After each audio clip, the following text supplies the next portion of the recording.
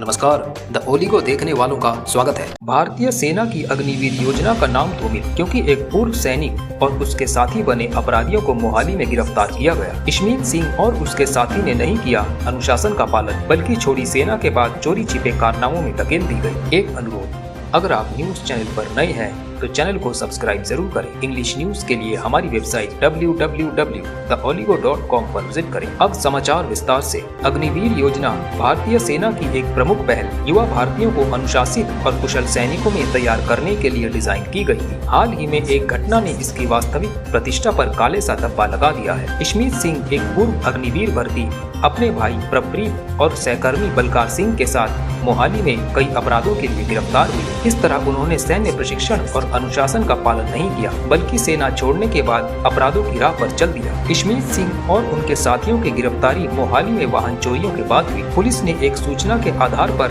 उनके किराएदार घर को बालोंगी में छापा मारा, जो मिला वह दिल दहला देने वाला था। चोरी हुई वाहनों का एक संग्रह है, जिसमें Dzire taxi, Activa scooter, Bullet motorcycle और एक देसी बनाई पिस्तौल शामिल था। यह खोज संदेह उठाती है कि एक प्रशिक्षित सैनिक जैसे इशमीत सिंह इतने भ्रष्टाचारी राह पर कैसे चल सकते हैं। जांच में पता चला कि इशमीत सिंह ने अपने साथियों के साथ ये चोरियां पूरी योजना के साथ की थी। वे बालोंगी में अपने किराए पर रहने वाले कमरे से काम करते थे, चोरी हुई वाहनों का इस्तेमाल मोहाली में अपराध करने के लिए करते थे और उन्हें जाली दस्तावेजों के साथ बेच देते थे। उनका मोड्स ऑपरेंडी यह था कि वे फाजिल्का से मोहाली बस या ट्रेन से जाते थे, रात में ढंग से चोरियां करते थे और लूट लिए हुए सामान के साथ फिर फाजिल्का वापस भाग जाते थे। इशमीत सिंह और उसके गिरोह की गिरफ्तारी ने न केवल उनकी आपराधिक गतिविधियों को सामने लाए, बल्कि इसने सेना द्वारा छोड़े गए पूर्व सैनिकों के चयन और सेवानिवृत्ति के बाद की मॉनिटरिंग को लेकर भी सवाल उठाए हैं। विरोधियों ने हाईलाइट किया है कि ऐसी घटनाएं सैन्य बलों की प्रतिष्ठा को धूमिल करती हैं, जो सम्मान और अनुशासन पर गर्व करते हैं। इससे राजनीतिक मंच पर भी चुनौतियां आई हैं, क्योंकि विपक्षी दल सरकार की इस योजना के प्रभावी रूप से